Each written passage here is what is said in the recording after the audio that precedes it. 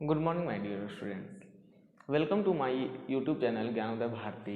आज हम लोग थर्मोडायनेमिक सब्जेक्ट का थर्ड चैप्टर का टॉपिक देखेंगे जिसका नाम है steam generator. Okay, steam generator क्या होता है, किसे कहते हैं, इसका यूज़ क्यों किया जाता है, ये सब हम लोग इस वीडियो में जानने की कोशिश करेंगे। ओके, तो स्टीम जनरेटर का स्टूडेंट्स दूसरा नाम जो है वो हम लोग उसे बॉयलर भी कहते हैं। सिंपल शब्दों में हम इसे बॉयलर भी कहते हैं। ओके, स्टीम जनरेटर का काम क्या है, तो स्टीम जनरेटर की मदद से इसके नाम से ही पता चल रहा है कि हम लोग स्टीम को बनाते हैं। ओके, स्टीम कैसे बनाई जाती है, तो हम लोग 5-6 क्लास से ही पढ़ते आ रहे हैं कि जब हम लोग पानी को गर्म करेंगे तो क्या होगा, स्टीम बनेगा, भाप बनेगा।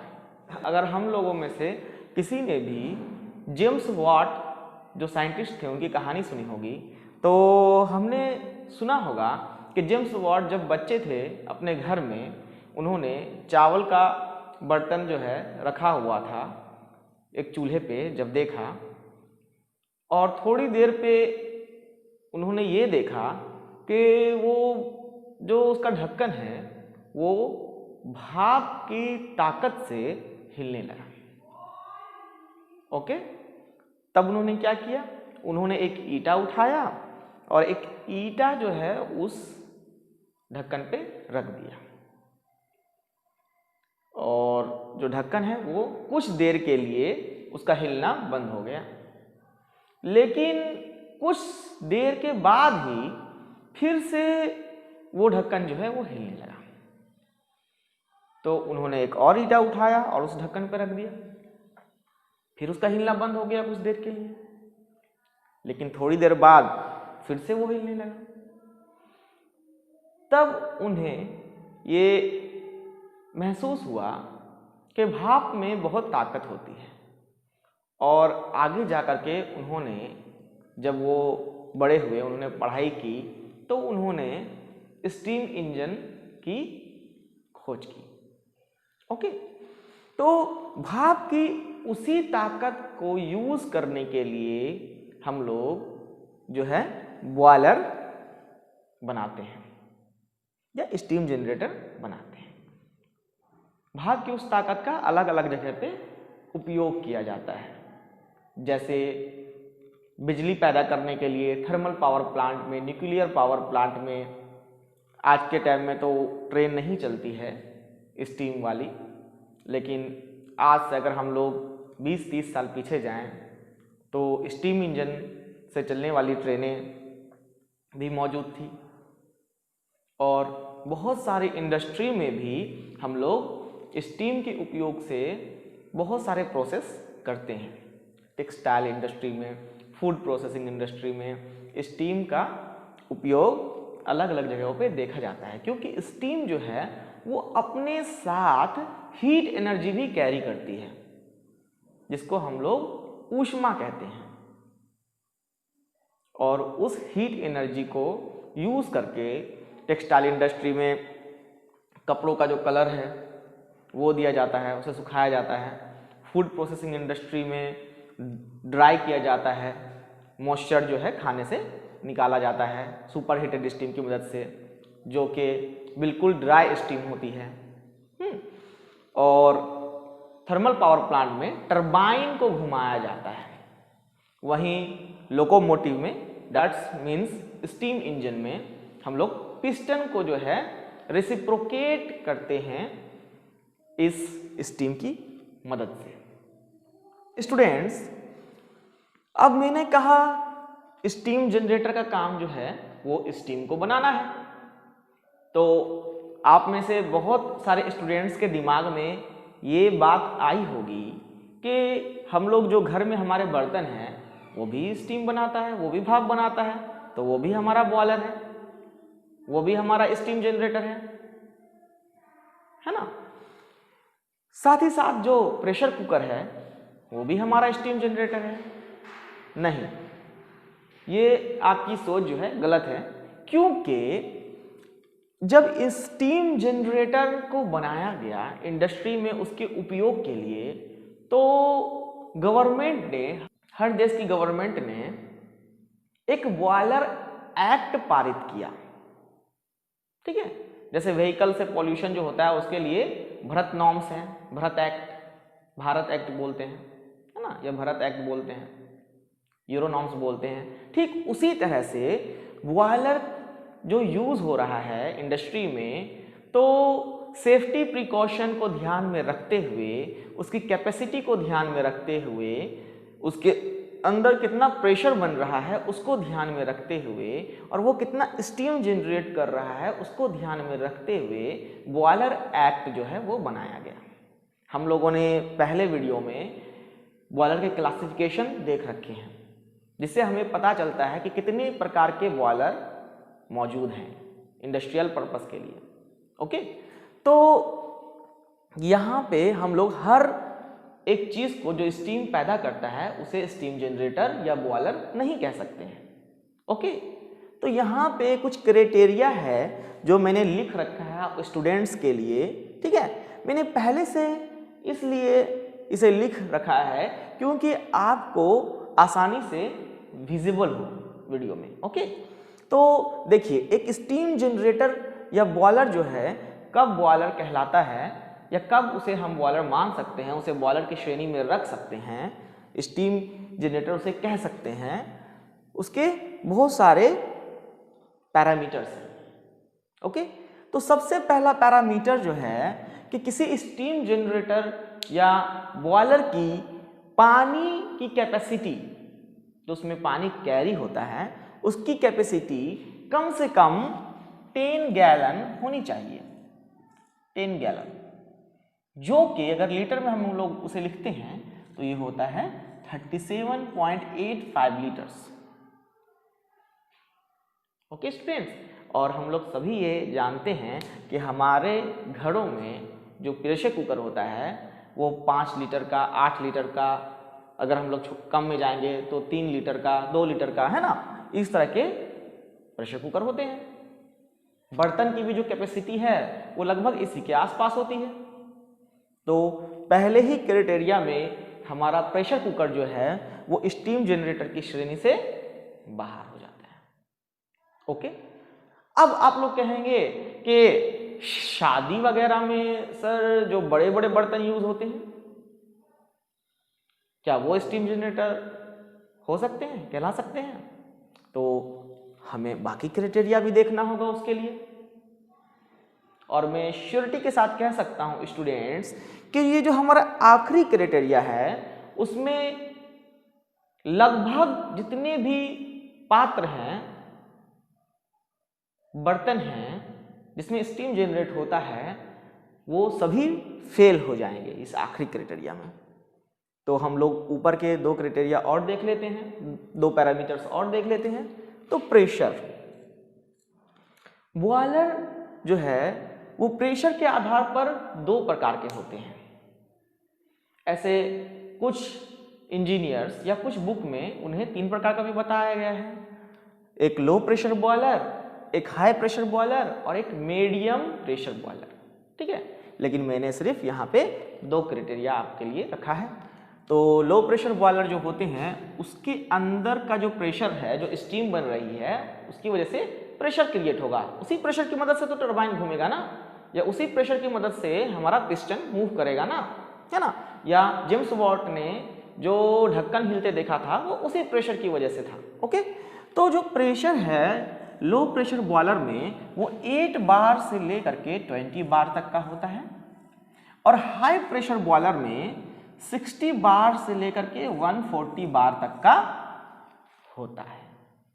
ओके, जिसका प्रेशर 8 बार से 20 बार तक का होगा वो हमारा लो प्रेशर बॉयलर की श्रेणी में आएगा, क्राइटेरिया में आएगा, और जिसका प्रेशर 60 बार से 140 बार तक का होगा वो बॉयलर हमारा हाई प्रेशर की श्रेणी में आएगा। ओके, हम लोग नेक्स्ट पॉइंट की तरफ जाते हैं अपने, कैपेसिटी टू जनरेट स्टीम। हम लोग कोई भी मशीन या कोई भी डिवाइस होती है तो उसमें उस डिवाइस की, उस मशीन की कैपेसिटी बहुत मायने रखती है। जैसे कि कोई हमारा इंजन है, इंजन में हम लोग हमेशा ये चीज़ देखते हैं कि इसका हॉर्स पावर कितना है, इसकी सीसी कितनी है, ये सब हर कोई पूछता है। जैसे कोई भी अगर बाइक लिया आपके फ्रेंड ने और वो आके आपसे कह रहा है कि मैंने ये बाइक लिया है, ये इतने का है ना, तो हम लोग सबसे पहले क्या पूछते हैं, अरे कितने सीसी का इंजन है इसमें लगा हुआ, है ना। तो जो कैपेसिटी होती है किसी भी मशीन की या किसी भी डिवाइस की, किसी भी इंजन की, ये हम लोग ध्यान में रख करके ही उस सामान को खरीदते हैं या इसी के हिसाब से उसका एप्लीकेशन भी सेट किया जाता है ना। तो स्टीम जनरेट करने की जो कैपेसिटी होती है वो लो प्रेशर बॉयलर जो है हर घंटे 4000 से 6000 केजी स्टीम जनरेट करता है। ओके, वही हमारा हाई प्रेशर बॉयलर 10,000 केजी से 75,000 केजी पर आवर तक स्टीम जनरेट करता है। ओके, तो ये कैपेसिटी जो है स्टीम जनरेटर की, ये भी मुझे नहीं लगता है कि बॉयलर के अलावा हम लोग और किसी बर्तन में या किसी और कंटेनर में इतना स्टीम जनरेट कर सकते हैं पर आवर। ओके, अब आ जाते हैं हम लोग सेफ्टी एंड मेंटेनेंस एसेसरीज, जो कि हर एक बॉयलर में होती है और बॉयलर एक्ट के हिसाब से, जो कि हर टाइम के साथ चेंज भी होता गया है। हम लोग बॉयलर एक्ट क्या होता है वो भी डिस्कशन करेंगे, उसमें क्या क्या पैरामीटर्स होते हैं वो भी डिस्कशन करेंगे अपने आगे के वीडियोस में। तो बॉयलर एक्ट के हिसाब से सेफ्टी एंड मेंटेनेंस की जो एसेसरीज है, जिसे हम लोग बॉयलर मॉन्टिंग भी कहते हैं, चढ़नाड़ वगैरह हिंदी में कहा जाता है। आपने अगर जो हिंदी के स्टूडेंट्स हैं वो लोग जो है मॉन्टिंग शायद नहीं समझ पाए, ठीक है। तो ये सेफ्टी एसेसरीज होती है। ओके, तो सेफ्टी वाल्व लगा होता है हर बॉयलर में। सेफ्टी वाल्व क्यों लगा होता है? तो अगर बॉयलर का प्रेशर बढ़ जाएगा तो हम लोग इस सेफ्टी वाल्व से उसे रिलीज कर सकते हैं। वाल्व क्या होता है? एक तरह का नल होता है जिसे क्लोज और ओपन किया जा सकता है ना। उसके बाद water level indicator. Water level indicator में हम लोग सब जानते हैं कि बॉयलर में स्टीम बनाई जाती है और स्टीम जो है पानी की मदद से बनाई जाती है। तो हम लोग बॉयलर में पानी भरेंगे, फीड करेंगे, फिर उसको गर्म करेंगे और उससे स्टीम पैदा करेंगे। लेकिन अगर पानी का लेवल जरूरत से ज्यादा हो गया तो क्या होगा? ओवरफ्लो करेगा। ओवरफ्लो करेगा, कंबशन चेंबर में जाकर के आग को बुझा सकता है। और अगर जरूरत से कम हो गया तो क्या होगा? तो हमारे जो वाटर ट्यूब्स होते हैं वो डैमेज हो सकते हैं हीट की वजह से, है ना। या अगर वाटर ट्यूब्स बॉयलर नहीं है, फायर ट्यूब बॉयलर्स है, तो फायर ट्यूब्स डैमेज हो सकते हैं क्योंकि हीट ट्रांसफर होता रहता है लगातार। ये जो फ्लू गैसेस हैं ये अपने हीट को वाटर में ट्रांसफर करते रहते हैं। अगर पानी का लेवल कम हो जाएगा तो वो हीट जो है वो डैमेज कर देगा ट्यूब्स को, है ना। तो वाटर लेवल इंडिकेटर्स बहुत जरूरी है। जैसे ही पानी कम होगा, पानी हमें फीड करना है। प्रेशर गैज, तो स्टीम में जो प्रेशर बनता है उसको मेजर करने के लिए प्रेशर गैज लगा होता है। ओके, हम लोग यहाँ पे सब देख रहे हैं कि स्टीम का प्रेशर लो प्रेशर बॉयलर का जो है 8 बार से 20 बार का है। अगर हमारा ये 20 बार से अधिक हो जाए, हमने एक लो प्रेशर बॉयलर ले रखा है, उसे हम लोग यूज कर रहे हैं, लेकिन उसका प्रेशर जो है, जो प्रेशर गैज है उसमें 20 बार से अधिक बता रहा है, तो क्या होगा? ऐसी हालत में बॉयलर जो है वो फट सकता है, ब्लास्ट हो सकता है, ठीक है, और कोई एक्सीडेंट हो सकता है। जैसे कि हम लोग जो बाइक चला रहे होंगे लड़के, वो देख रहे होंगे कि जो इकोनॉमिकल स्पीड होती है स्पीडोमीटर में जो बताई जाती है, उसके ज्यादा आगे अगर काटा चला जाए, हम लोग ज्यादा स्पीड पे बाइक चलाने लगे तो क्या होता है? रेड लाइन आने लगती है स्पीडोमीटर में, है ना। ठीक उसी तरह से प्रेशर गैज की मदद से अगर प्रेशर ज्यादा बढ़ जाए तो खतरा होने के चांसेस हैं, है ना, रेड सिग्नल देने लगेगा। उसके बाद स्टॉप वाल्व। स्टॉप वाल्व की मदद से स्टीम जनरेट किया तो उसको कहीं ना कहीं तो भेजेंगे, टरबाइन घुमाने के लिए या पिस्टन मूव कराने के लिए, है ना, या फिर टेक्सटाइल इंडस्ट्री में, फूड इंडस्ट्री में, जहां भी उसकी यूज हो रही है। तो स्टॉप वाल्व की मदद से हम लोग स्टीम को रेगुलेट कर सकते हैं, भेजना चाहे तो भेज सकते हैं, रोकना चाहे तो रोक सकते हैं, स्टॉप वाल्व, है ना। फीड चेक वाल्व, अब इसका नाम से ही पता चल रहा है हमारा फीड। तो फीड चेक वाल्व की मदद से हम लोग क्या कर सकते हैं, पानी अगर ज्यादा भरा है तो उसे हम लोग निकाल सकते हैं, है ना, या साफ सफाई के टाइम में भी पानी को निकाला जाता है, तो फीड चेक वाल्व उसके लिए यूज होता है। ठीक है। ब्लो कॉक, ये भी एक सेफ्टी एसेसरीज है। फ्यूजिबल प्लग, फ्यूजिबल प्लग में क्या होता है स्टूडेंट्स कि अगर हमारा बॉयलर जरूरत से ज्यादा हीट हो गया, जैसे स्टूडेंट्स मैं अभी आपको एग्जांपल देता हूं, साउथ इंडिया में एक इंडस्ट्री थी जहां पे एक ब्लास्ट हो गया था हमारा जब लॉकडाउन चल रहा था, है ना। क्यों?